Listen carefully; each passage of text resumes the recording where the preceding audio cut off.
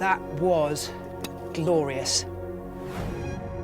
You can see the tongue flickering on the air. It's drawn back into that classic S shape, which gives it the possibility to extend, to strike. It's focused on the balloon. Oh, wow! That is absolutely unbelievable. Well, it's a very, very short strike, but you could see as the mouth opened, the sheath that covered the fangs being exposed. They're very, very long, those fangs, and really act like tiny stiletto daggers. And they have just knifed into the balloon, and for a fraction of a second, the water is just hanging there in one place. If that was mammal prey, it would have carried it on, be pumping the venom into its body, and then it retreats, it lets it go.